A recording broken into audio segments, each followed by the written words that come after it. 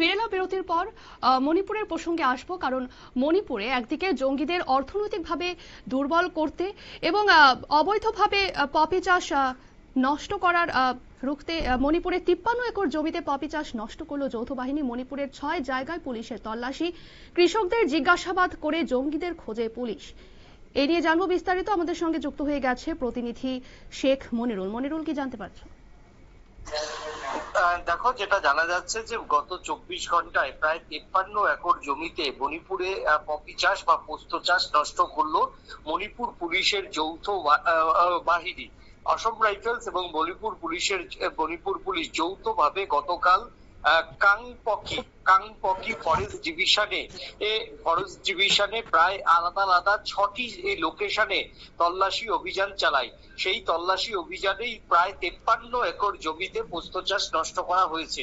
অন্যদিকে মাংখান হিল রেঞ্জে আজকে নতুন করে ফরেস্ট ডিপার্টমেন্টের যে জায়গাগুলি রয়েছে, সেই ফরেস্ট ডিপার্টমেন্টের জায়গাগুলিতে নতুন করে অভিযান শুরু করেছে আসাম রাইফেলস এবং মণিপুর পুলিশের যৌথ বাহিনী।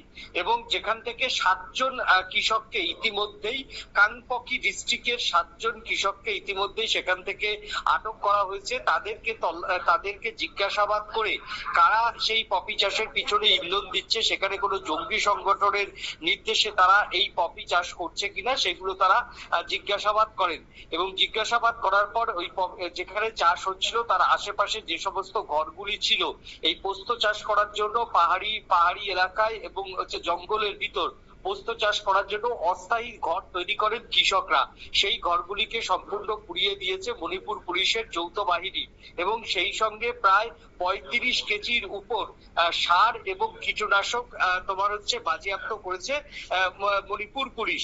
এবং বেশ কিছু ফরেস্টের অধীনে যে জমি, সেই জমিতে এখনো পপি চাষ রয়েছে এই জায়গাগুলিতে। তার জন্য আজকেও আসাম পুলিশ এবং মণিপুর পুলিশের যে যৌথ অভিযান, সেই যৌথ অভিযান চালু থাকবে।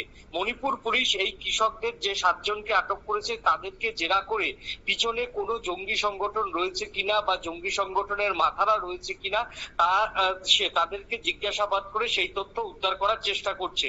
পাশাপাশি বেশ কিছু জায়গাতে জঙ্গিরা এই রকম ধরনের কৃষকদের জোর করে চাষ করে তারাই মোটা টাকার বিনিময়ে ফসল কিনে নেয়, তারপর সেগুলো বিদেশে এক্সপোর্ট করে প্রচুর টাকা আসে জঙ্গিদের। সেই ক্ষেত্রে এই জায়গাগুলিতে মোটামুটি কুকি জঙ্গিরা সক্রিয়।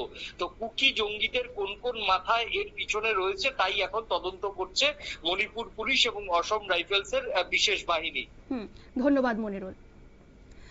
আপনারা শুনলেন, মণিপুরে 53 একর জমিতে পপি চাষ নষ্ট করলো যৌথ বাহিনী। আসাম রাইফেলস এবং মণিপুর যৌথ বাহিনী প্রায় 6 জায়গায় তল্লাশি অভিযান চালায় এবং জঙ্গি সংগঠনের তরফ থেকে এই পপি চাষ করা হচ্ছে কিনা সেই নিয়ে জিজ্ঞাসাবাদ করা হচ্ছে কৃষকদের এবং জঙ্গিদের খোঁজে রয়েছে পুলিশ। নিয়ে নিচ্ছে ছোট্ট একটি বিজ্ঞাপন বিরতি, সঙ্গে থাকুন।